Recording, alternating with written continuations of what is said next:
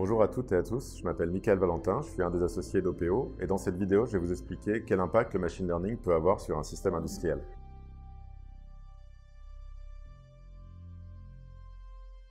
L'industrie n'a pas attendu le machine learning pour travailler sur la maîtrise des procédés, sur la qualité, sur la fiabilité. On a tout un tas de méthodes qui ont été créées depuis les années 80, que ce soit le Six Sigma, le contrôle statistique des processus, la Total Productive Maintenance, pour travailler sur ces sujets.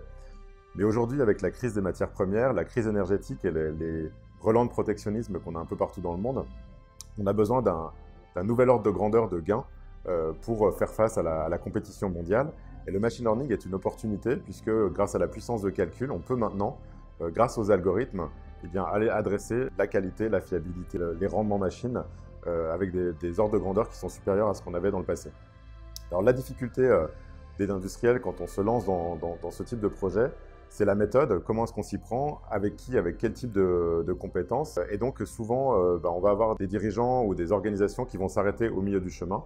Et donc dans cette vidéo, on propose de s'appuyer sur un exemple qu'on a été amené à traiter chez OPO pour expliquer justement comment s'y prendre.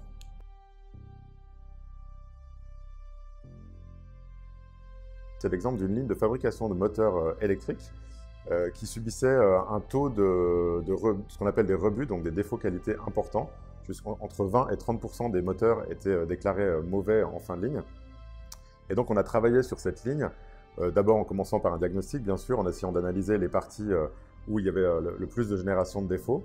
Et avec un sprint de 6 semaines, on a réussi à diminuer ce volume de défauts de 20%, ce qui a permis à l'entreprise d'économiser entre 5 et 10 000 euros par jour, donc un gain entre 500 000 et 1 million d'euros par an, en travaillant justement sur la mise en place à la fois de computer vision, donc avec une caméra, pour aller regarder ce qui se passe en termes d'image, et derrière un algorithme qui permettait de détecter les moteurs qui étaient bons par rapport à des moteurs qui étaient mauvais, et donc d'écarter les moteurs mauvais ou de travailler sur les causes racines qui généraient les principaux défauts.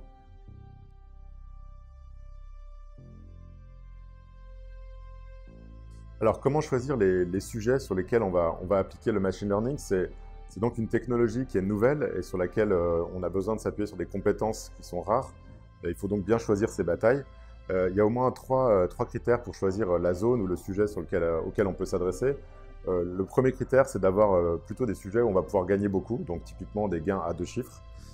Le deuxième critère, c'est de prendre une zone dans laquelle le système de pilotage est suffisamment mature, de manière à ce que quand on va ajouter le machine learning, on va pouvoir augmenter le système de pilotage et on va pouvoir profiter du plein potentiel de la technologie en ayant déjà toutes les boucles de résolution de problèmes qui sont adossées à la ligne de fabrication, de manière à ce qu'on puisse adresser les causes premières et vraiment éviter que les défauts se reproduisent et pas seulement trier les pièces qui sont bonnes et les pièces qui ne sont pas bonnes. Et puis le troisième critère, c'est un critère technique.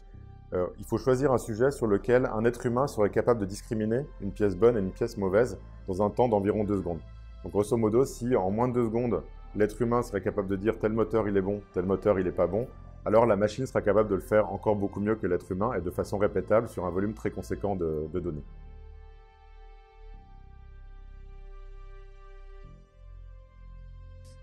En fait, le principe de base, c'est de capturer un certain nombre d'images. Grâce à ces images, on va entraîner l'algorithme. On va donc expliquer à l'algorithme ce qu'est une pièce bonne et ce qu'est une pièce mauvaise.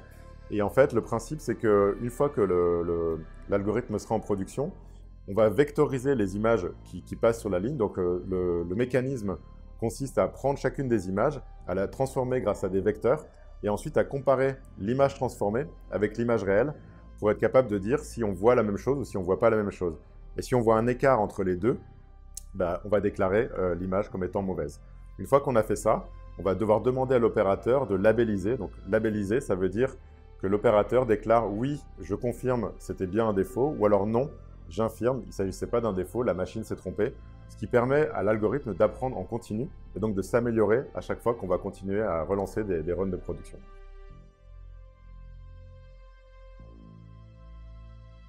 Quels sont les facteurs clés de succès pour mettre en place du machine learning adossé à la computer vision?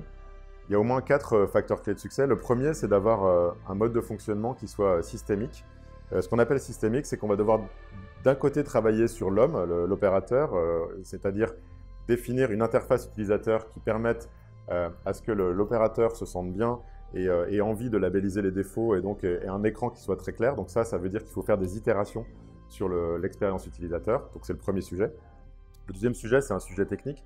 C'est d'avoir la bonne architecture pour accéder aux données et d'être capable derrière d'adosser des algorithmes qui font leurs calculs d'inférence suffisamment proches de l'endroit où on capture les images et qui puissent aussi permettre d'envoyer ces données en temps différé pour pouvoir faire des analyses de données qui seront utiles par ailleurs dans un deuxième temps. Et ça, c'était plutôt la partie technique. À côté de ça, on a la partie qui va être plus liée aux pratiques, où il faut travailler sur les standards, puisque si on rajoute cette étape dans le cycle de fabrication de l'opérateur, il faut l'intégrer, il faut le travailler de manière collaborative avec les équipes.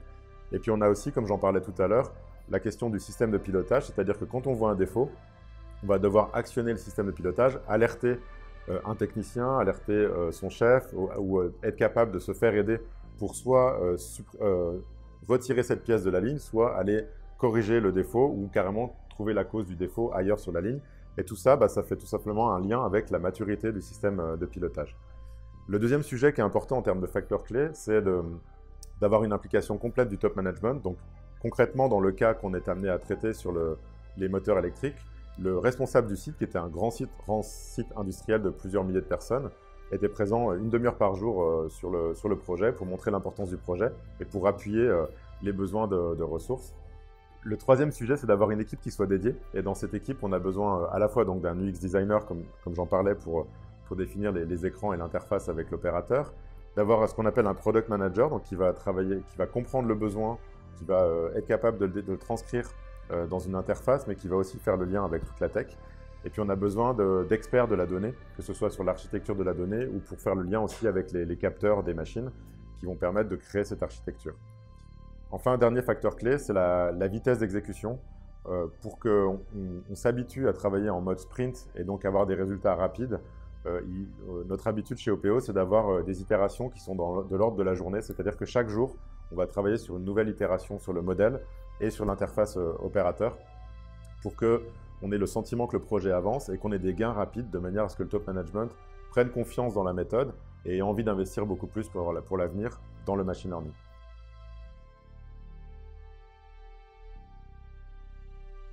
En conclusion, les avantages du machine learning, ils sont nombreux. Le premier avantage, c'est un impact tangible. Dans le cas qu'on a évoqué, ce sont des gains entre 500 000 € et 1 million d'euros par an pour un site industriel. Donc l'investissement d'un sprint de 6 semaines est vite rentabilisé.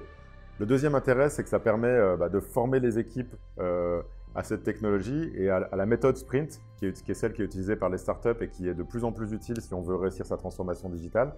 Et puis le dernier sujet, c'est de reprendre le contrôle de sa donnée, que ce soit la donnée qui est issue des caméras par exemple, mais de se connecter aussi aux données qui sont dans les machines pour aller croiser des paramètres qu'on n'avait pas croisés dans le passé et donc être capable d'envisager des gains beaucoup plus importants pour le futur.